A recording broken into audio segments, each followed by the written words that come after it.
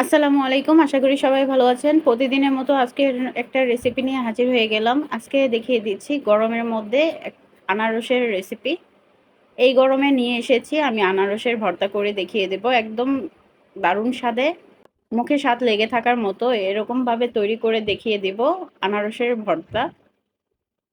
এই গরমে খেতে অনেক মজা পাবেন।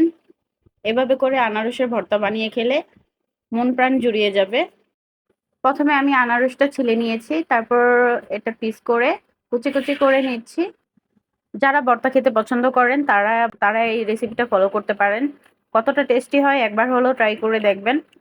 আনারস খেলে এমনিতেও শরীরের জন্য অনেকটাই উপকার, তাই এইভাবে করে খেলে আরও টেস্ট পাবেন। এই গরমে মুখে স্বাদ লেগে থাকবে এরকম একটা রেসিপি। এতটাই টেস্ট হয় এই আনারসের ভর্তাটা, না খেলে বুঝতে পারবেন না। আমি এখানে নিয়েছি চিলি ফ্লেক্স।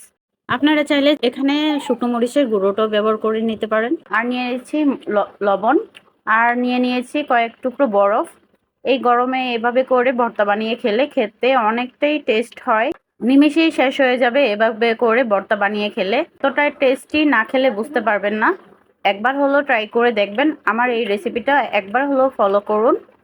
দেখেন কতটা টেস্টি হয় এভাবে করে ভর্তা খেলে। কিন্তু সাবধান, যখন ভর্তাটা বানাবেন তখন হাত লাগাবেন না, তাহলে হাত অনেক জ্বালা পোড়া করবে, সারাদিন কান্না করতে হবে, এরকম পরিস্থিতি হয়ে যাবে।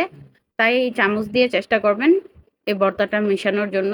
আমি এভাবে করে হাত না লাগিয়ে চামচ দিয়ে মিশিয়ে নিয়েছি।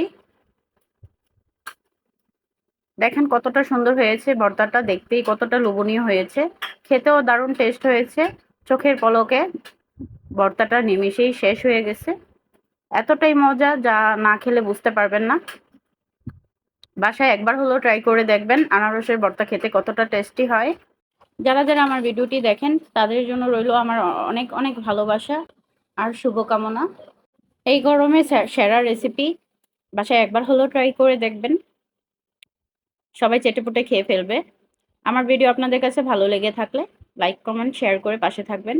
চ্যানেলে নতুন হয়ে থাকলে চ্যানেলটি সাবস্ক্রাইব করে পাশে থাকা বেল বাটনটা অন করে দিবেন, যেন নতুন নতুন ভিডিও ছাড়ার সাথে সাথে আপনাদের কাছে নোটিফিকেশন চলে যায়।